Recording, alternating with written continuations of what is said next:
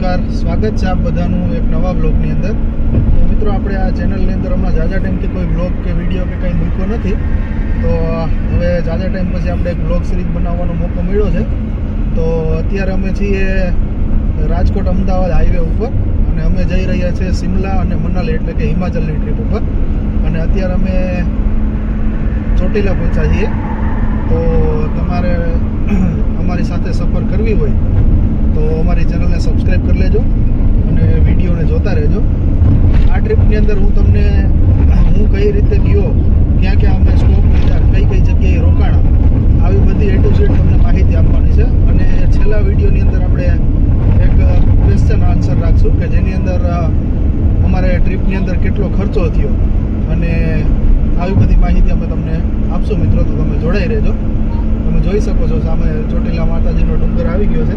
અત્યારે ચોટીલા પહોંચ્યા છીએ અને આપણે રાજકોટથી સફર શરૂઆત કરી છે. આપણે ચોટીલાની આગળ નીકળી ગયા અને અહીંયા એક સીએનજી પેટ્રોલ પંપ આવે એટલે સીએનજી ભરાવી લઈએ.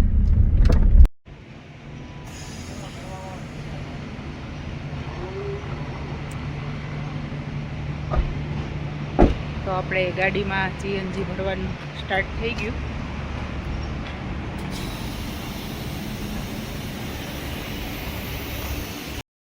લીંબડી પહોંચી ગયા છે અને લીંબડીથી આપણે નીકળીએ છીએ. સ્ટોપનું એવું વિચાર્યું છે કે અમદાવાદ જઈને સ્ટોપ કરશું અને અહીંયા આપણે જમી અને પછી આરામથી આગળ નીકળશું. હા, તો આપણે અમદાવાદ પહોંચવા આવ્યા છીએ અત્યારે. અહીંથી અમદાવાદ હવે 20 કિલોમીટર જેવું છે અને ટ્રાફિક પણ સારો એવો મળે છે અત્યારે. અમદાવાદથી આપણે અજમેરવાળા હાઈવે ઉપર ચડવાનું છે, ઉદયપુર અજમેર થઈને. તો ચાલો હવે આપણે આગળની જર્ની આપણે કન્ટિન્યુ કરીએ. અને અમદાવાદ આપણે હમણાં થોડીક વારની અંદર એક લંચ માટેનો સ્ટોપ કરવાનો છે. ત્યાં પણ આપણે થોડોક આરામ કરી લેવું, પછી આગળ વધશું.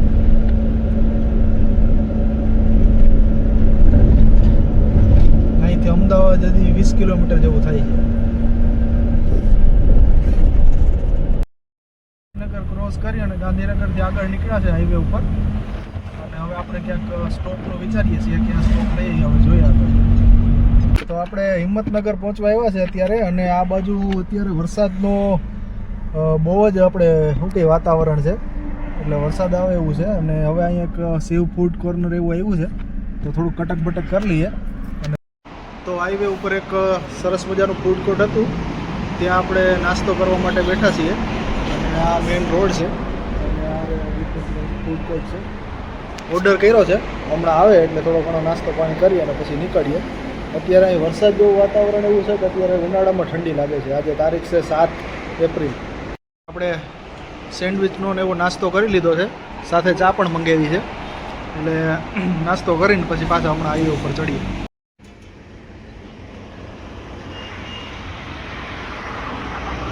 વ્યાજબી ભાવ લગાડો. આ પ્રાતિજની બાજુમાંથી જામફળ લીધા છે, પણ અહીંયા જામફળનો ભાવ ગજબ છે. 100 રૂપિયાના 2 પીસ આવ્યા છે, 200ના કિલો વેચે છે. 240ના કિલો છે. તો આપણે ભાવ ઓછો કરાવ્યો.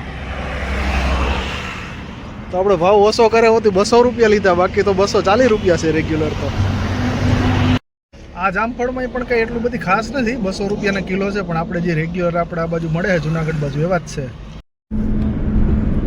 તો અત્યારે ગાઈઝ અમે પ્રાચીજ પહોંચવા આવ્યા.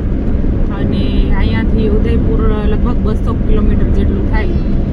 અને વાતાવરણ બહુ મસ્ત છે અત્યારે, તમે જોઈ શકો. વાતાવરણ વરસાદ જેવું છે એકદમ. સવારના અમે નીકળ્યા 10 વાગ્યાના, તડકા જેવું કંઈ નામ જ નથી. વાતાવરણ તમે જો એકદમ વાદળછાયું વાતાવરણ છે અને છાંટા પણ ચાલુ થઈ ગયા.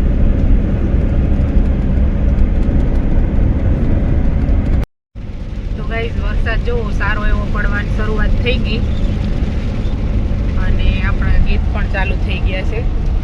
ગીત સાંભળતા સાંભળતા આપણે નીકળીએ આગળ.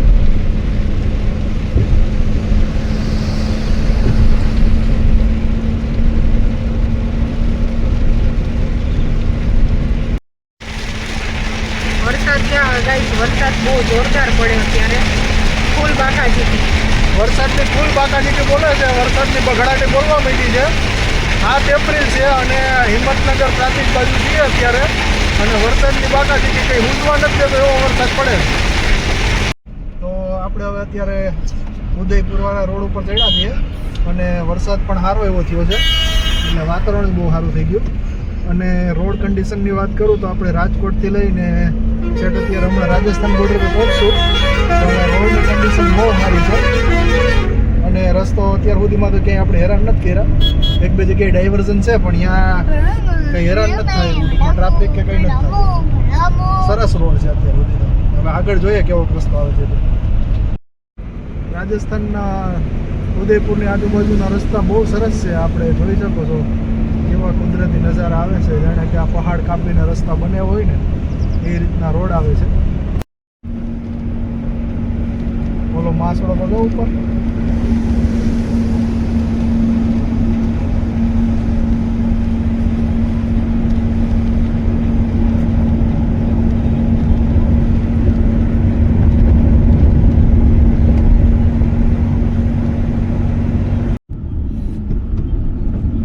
રતનપુર બોર્ડરથી રાજસ્થાનની અંદર એન્ટ્રી કરી લીધી છે અને હવે આપણે રાજસ્થાનની અંદર અત્યારે છીએ અને અહીંથી હવે ઉદયપુર છે તે 115 જેવું થાય છે. તો ચાલો હવે આપણે ઉદયપુર જઈએ અને ત્યાંથી પછી કેટલુંક આગળ હજી આપણે ખેંચીએ છે એટલું ગાડી ખેંચાય એટલે આપણે તો ખેંચી જ લેવાનું થાય છે. તો અત્યારે અમે ઉદયપુરમાં છીએ અને ઉદયપુરની અંદર આપણે જે હમણાં પાછળ પંપ હતો ત્યાં આપણે ગેસ અને પેટ્રોલ ફૂલ કરાવ્યું છે અને હવે અજમેર બાજુ નીકળીએ છીએ. અજમેર સુધી આજે પહોંચવાનો પ્લાનિંગ છે છતાં પણ જોઈએ કેટલેક પહોંચાઈ. નાથદ્વારા જઈને જમવું છે. અત્યારે 8 વાગ્યા છે. નાથદ્વારા અહીંથી 46 કિલોમીટર જેવું છે. તો ચાલો આપણે નાથદ્વારા જઈ અને ત્યાં જમીએ અને પછી ત્યાંથી આગળ જઈએ કેટલું પહોંચાઈ. નાથદ્વારા પહોંચી ગયા છે. હવે આપણે અહીંયા જમવાનો પ્લાન છે પણ અહીંયા જે તમે બહુ મોટી વિશાળ શંકર ભગવાનની મૂર્તિ જોઈ શકો છો ત્યાંથી મંદિરે જવાતું છે. કદાચ આપણે તો ત્યારે ગયા નથી તો રિટર્નમાં કદાચ ટાઈમ મળશે તો આપણે આટો મારશું ચોક્કસથી. પણ આ તો સરસ મજાની મૂર્તિ હતી તેવું લાગ્યું. ચાલો તમને દર્શન કરાવી દો. ચાલો હવે આપણે જમી લઈએ આગળ.